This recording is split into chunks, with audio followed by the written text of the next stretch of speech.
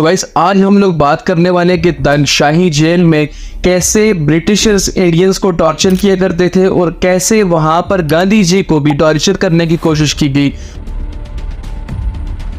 और उन्होंने भी वहीं पे स्टे किया और कमाल जहानत की वजह से बरतानवी हुकाम को धूल चटा दी। सो दोस्तों तानाशाही जेल हिमाचल प्रदेश में मौजूद है क्योंकि बरतानवी हुकाम अपने फायदे के लिए इस्तेमाल किया करते थे।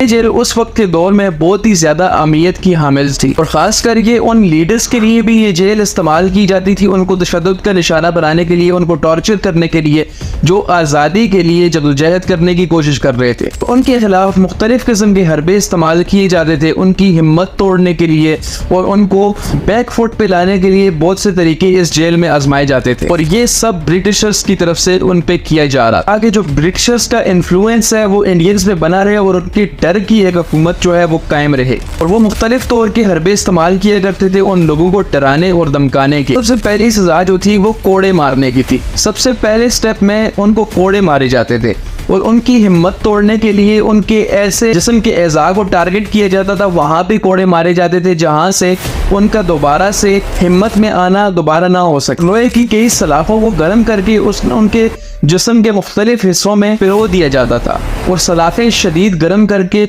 उनके जिस्मों पर लगाया करते थे ताकि जब भी आज़ादी का अलम बुलंद करें तो इनको अपनी ये सजाएं याद रहें। दूसरे नंबर पे जो आती थी वो है कैद तन्हाई, मतलब उनको ऐसे एक माहौल में ऐसे एक कमरे में डाल दिया जाता था वहां पे कोई शख्स मौजूद नहीं होता था और वो तन्हाई के मारे ऐसी शदीद नफ्सियाती बीमारियों में मुब्तला हो जाते थे कि वो एहसास कमतरी का और इस तरह की तमाम चीज़ों का शिकार हो जाया करते थे। और उनको ये बावर कराना था कि जब भी वो आज़ादी के लिए लड़े तो उनको ये महसूस हो कि हमारे साथ कोई नहीं है और उनको ये तन्हाई की सज़ा जो है वो याद हो और वो ये समझे कि हमारे साथ कोई नहीं खड़ा, हम तन्हा ही हैं।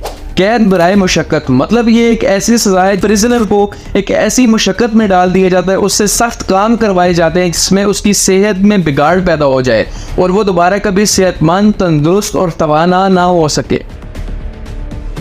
चौथे नंबर पर जो सजा आती थी वो इंतहाई मुश्किल थी, रहने की जगह और खाने के हालात। मतलब उनको ऐसे खाने दिए जाते थे कि जिसकी वजह से उनकी ज़बान तक जल जाती थी और उनको इतना कम खाना दिया जाता था कि उनको जब ज़्यादा तलब होती थी खाने की तो उस वक्त वो उनके आगे से खाना ही उठा कर ले जाया करते थे और उनको इस चीज़ का एहसास दिलाते थे कि अगर हम आपको खाना देना छोड़ दें तो आप ज़्यादा दिन तक ज़िंदा नहीं रह सकते।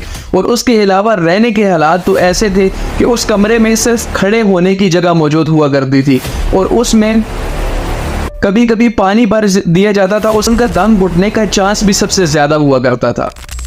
सो ऐसी सजाएं दी जाती थी ब्रिटिशर्स के द्वारा इंडियंस को। ऐसी स्टोरी गांधी जी के लिए जब वो इस जेल का खात्मा करने के लिए, इस जेल के हालात को रोकने के लिए वहाँ के कमांडर थे उनको मिलने के लिए आए। उस कमांडर ने उनके लिए आलीशान रिजॉर्ट तैयार करवाया। तो गांधी जी ने कहा कि मैं रिजॉर्ट में नहीं रहना चाहता बल्कि मैं उस जेल में रहना चाहता हूँ ताकि वहाँ मैं अपने मुल्क के लोगों के हालात देख सकूं कि वो कैसे रहते हैं।